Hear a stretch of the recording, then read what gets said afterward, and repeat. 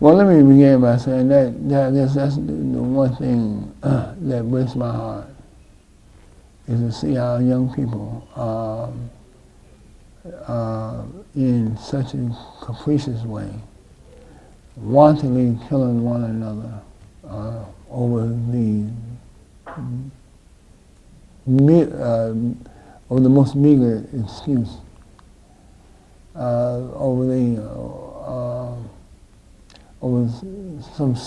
over stupid stuff. And that's the first thing. Then the next thing that really breaks my heart is to hear other young people. When you ask them what's the number one issue that you face today, it's the fear of being killed by another young person.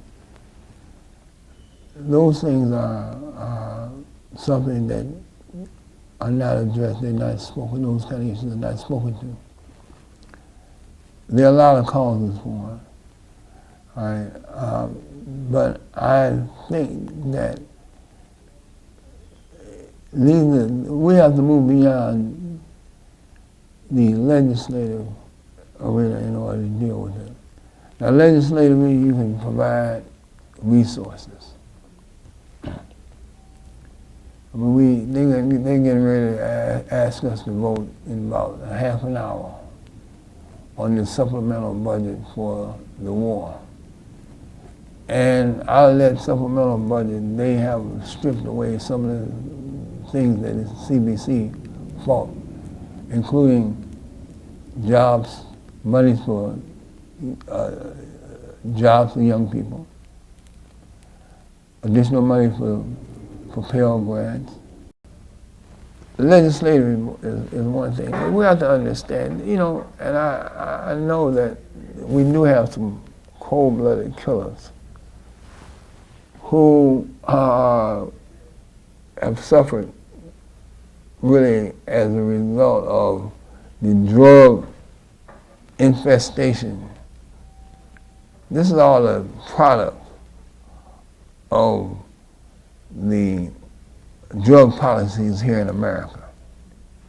All of this can be tied back. All this killing, this sharp spike in killings can be tied directly into, from a public policy perspective, into the drug policies of the U.S. One, in two ways, probably, well, three ways. One is the shattering of the economy in the black community, okay, with the move from a manufacturing society, a system to a service system. That's number one. And blacks not being brought along, or blacks not having access to the same opportunities as others have in terms of transitioning from a manufacturing society to a service society or to a information society. That's number one.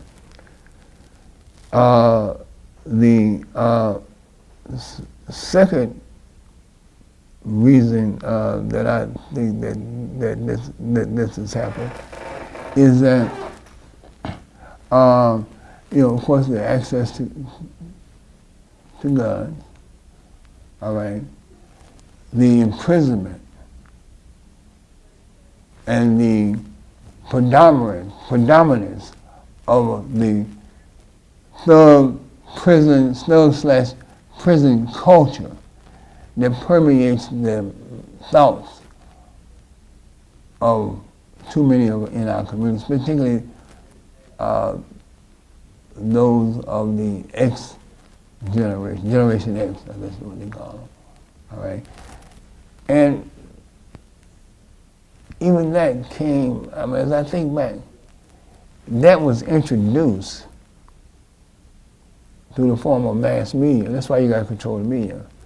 All this can be, our demise, our problems today in terms of the shooting can be traced back into the early 70s when that drug culture emerged. And we're crack cocaine.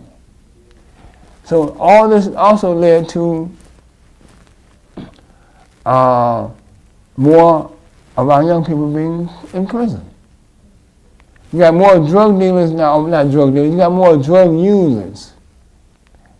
You know how violent criminals, the population of violent criminals is bigger in relationship to the population of people who were convicted because they had possession of drugs. And so you start criminalizing a whole generation or multiple generations. All right? And so you start, again, reinforcing and teaching them to be predators.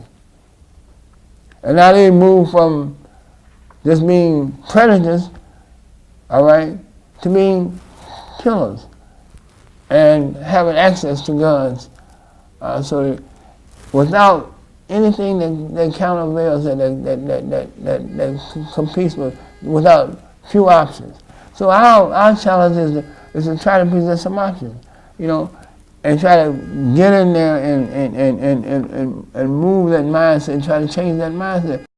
You know, the problem with young people now, most of them, and I understand because I was young, is that they don't understand the value of life. Some of them. I'm not saying all of them do. I'm not being, you know, in any way, I don't want to stereotype young people. They just don't understand the value of life, all right, the potential of life, the power of life. And so they've given up on life. So somehow we got to come back and we got to, you know, you were put here for a reason. Your life means something. You can do this, and show them a way out of this trap that they're in. Now I'm not making excuses for them, all right, but I think we gotta, you know, the police can't solve our problem, and the military can't solve our problem. We gotta get in there and really deal with some of these young people, speaking to them from heart to heart. Speaking truth to power, letting them, we gotta let them know that there is, you know, that there is greatness in them and for them, okay? And nobody can take it away but them.